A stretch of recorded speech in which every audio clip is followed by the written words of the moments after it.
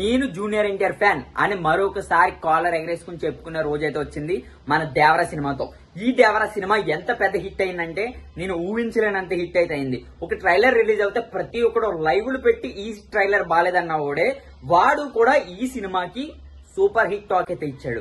నాకైతే ఒక మంచి హ్యాపీ ఫీలింగ్ అయితే ఉన్నది. ఎందు గురించి అంటే ఎన్టీఆర్ గారు మన రాజమౌళి గారి సినిమా తర్వాత ప్రతి హీరోకి ఫ్లాప్ అన్న ఆచార్యం అయితే ఉన్నది కదా, దానికి మరొకసారి ఫుల్ స్టాప్ అయితే పెట్టారు. అది అబద్ధమని ఎన్టీఆర్ గారు మరొకసారి అయితే నిరూపించారు.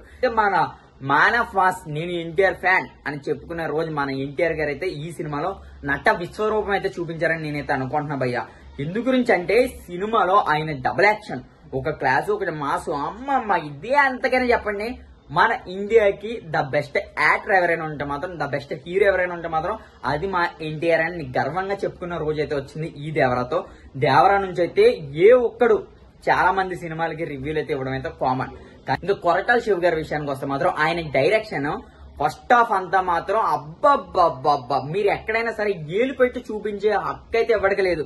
అట్లా ఉన్నది. సెకండ్ హాఫ్ ఓకే కొంచెం డల్ అయినా సరే లాస్ట్ క్లైమాక్స్ లో ఉన్న ట్విస్ట్లు మాత్రం షేక్ ఆడిపించేసినాయి. ఇంకా నెక్స్ట్ వచ్చేటప్పటికి మాత్రం అందులో ఉన్న విలన్ సైఫ్ అలీ ఖాన్ గారు అయితే ఇచ్చి మామూలుగా లేదు, ధూమ్ ధామ్ కింద అయితే చేశారు. ఇంకా అని ప్రతి సినిమాకి ఎక్కడో ఒక్కడైతే నెగిటివ్ అయితే ఇస్తాడు, కానీ దేవర సినిమాకి మాత్రం ఏ ఒక్కడో నెగిటివ్ అయితే ఇవ్వాలి. ఎందుకంటే ప్రతి ఒక్కడికి ఎక్కడిచ్చాడు చెప్పు కొరటాల శివ, నాకు ఈ సీన్ నచ్చలేదు అన్నది ఎక్కడైతే చెప్పలేదు. సినిమా అయితే సూపర్ సూపర్ సూపర్ అయితే ఉన్నది. మరి మరొకసారి నేను జూనియర్ ఎన్టీఆర్ ఫ్యాన్ అని చెప్పుకునే రోజైతే వచ్చింది. అదే మనకి ఈ రోజు సినిమా అమ్మమ్మ ఎన్నైనా సరే చెప్పుకోండి. సినిమా ఫస్ట్ హాఫ్ అంతా అయితే మన కొరటాల శివ గారి డైరెక్షన్ అయితే మామూలుగా లేదు, షేక్ ఆడిపించారు. ఆయన స్క్రీన్ ఇంకా చూసుకుంటే మన ఎన్టీఆర్ గారి యాక్టింగ్ చూసుకుంటే మాత్రం ఆయన ఒక నట విశ్వరూపం, ఒక మ్యాన్ ఆఫ్ మాస్. ఎన్నైనా సరే చెప్పండి, మన మ్యాన్ ఆఫ్ మాస్ అమ్మ మొగుడు ఎవడైనా ఉంటే మాత్రం అది ఎన్టీఆరే. మరొకసారి కాలర్ ఎగరేసుకుని చెప్పుకునేలాగైతే చేశాడు ఎన్టీఆర్ గారు. ఇంకా చూసుకుంటే మన అనిరుద్ధ్ తెలుగులో చాలా మంది నెగిటివ్ అని చెప్పారు కదా, కాపీ అని.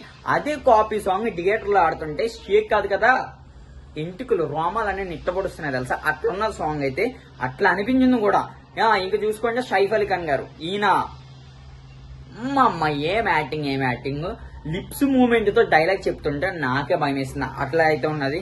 ఇంకా విజువల్స్ కానీ లాస్ట్ షార్క్ సీన్ అయితే నిజంగా అమ్మ సినిమా అయితే ఓవరాల్ చాలా చాలా చాలా బాగుంది.